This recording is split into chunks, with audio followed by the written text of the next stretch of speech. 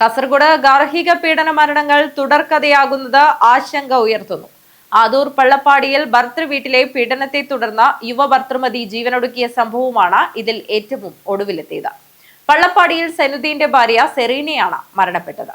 കഴിഞ്ഞ ഞായറാഴ്ചയാണ് പാറണത്തൂരിൽ യുവ ഭർതൃമതി സ്ത്രീധന പീഡനത്തിന്റെ പേരിൽ വീട്ടുകാരുടെ മുന്നിൽ വെച്ച് ആസിഡ് കഴിച്ച് ജീവനൊടുക്കിയത്.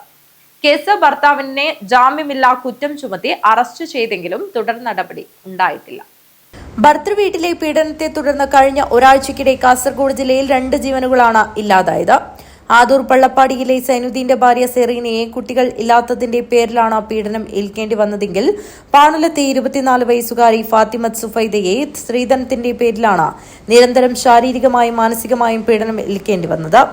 ഭർത്താവിനോടൊപ്പം താമസിക്കുന്ന സെറീനയെ പള്ളപ്പാടിയിലെ വീടിനോട് ചേർന്നുള്ള ഷെഡിലാണ് കെട്ടിത്തൂങ്ങിയ നിലയിൽ കണ്ടെത്തിയത്.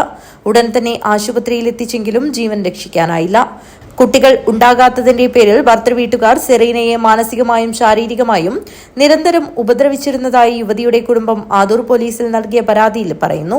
മരണത്തിൽ ദുരൂഹത ആരോപിച്ച് പുത്തൂർ സ്വദേശിയും സെറീനയുടെ സഹോദരനുമായ അബ്ദുൾ റഹ്മാനാണ് പോലീസിൽ പരാതി നൽകിയത്. മെയ് 29-ന് 4ാം വിവാഹ വാർഷികാഘോഷം നടക്കാനിരിക്കവെയാണ് സെറീന ജീവനൊടുക്കിയത്.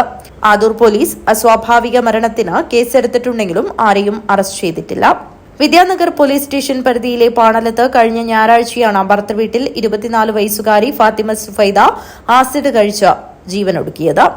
കേസിൽ സുഫൈദയുടെ ഭർത്താവ് ചെങ്കള പാണലം സ്വദേശി KM മുഹമ്മദ് ആദിലിനെ ആത്മഹത്യാ പ്രേരണാ കുറ്റം ഉൾപ്പെടെ ചുമത്തി നേരത്തെ അറസ്റ്റ് ചെയ്തിരുന്നുവെങ്കിലും കേസിലെ പ്രധാന പ്രതിയായ ആദിലിന്റെ മാതാവ് ആയിഷയെ ഇതുവരെ അറസ്റ്റ് ചെയ്തിട്ടില്ല.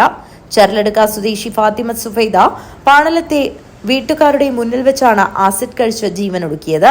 2 മാസം പ്രായമുള്ള കുഞ്ഞിന്റെ മാതാവായ സുഫൈദ 1ാം വിവാഹ വാർഷികം നടക്കാനിരിക്കവെയാണ് ഇങ്ങനെയൊരു കടുംകൈ ചെയ്തത്. ഭർതൃവീട്ടുകാരുടെ നിരന്തര പീഡനമാണ് യുവതി ജീവനൊടുക്കാൻ കാരണമെന്നാരോപിച്ച് ബന്ധുക്കൾ പോലീസിൽ പരാതി നൽകിയിരുന്നു. യുവതിക്ക് നിരന്തരമായ ശാരീരികവും മാനസികവുമായ ഉപദ്രവം ഉണ്ടായിരുന്നുവെന്ന് വീട്ടുകാർ പോലീസിന് നൽകിയ മൊഴിയിൽ വ്യക്തമാക്കിയിരുന്നു. സുഫൈദയോട് സ്വർണം ആവശ്യപ്പെട്ട് ഭർതൃവീട്ടുകാർ നിരന്തരം പീഡിപ്പിച്ചിരുന്നതായാണ് പരാതി. 10 വർഷം നീണ്ട പ്രണയത്തിനൊടുവിലാണ് സുഫൈദയും ആദിലിന്റെയും വിവാഹം നടന്നത്. 1 വർഷം തികയും മുൻപേ ഭർതൃവീട്ടുകാരുടെ നിരന്തര കുത്തുവാക്കുകളും പീഡനവുമാണ് ഈ കടുങ്കൈ ചെയ്യാൻ സുഫൈദയെ പ്രേരിപ്പിച്ചതെന്നും വീട്ടുകാർ ആരോപിച്ചിരുന്നു. ആത്മഹത്യ ഒന്നിനും പരിഹാരമല്ലെന്ന് ആവർത്തിച്ചു വ്യക്തമാക്കുമ്പോഴും ജില്ലയിൽ ഗാർഹിക പീഡന മരണങ്ങൾ തുടർക്കഥയാകുന്നത് കടുത്ത ആശങ്കയ്ക്കാണ് ഇടയാക്കുന്നത്. News bureau, Kasaragod.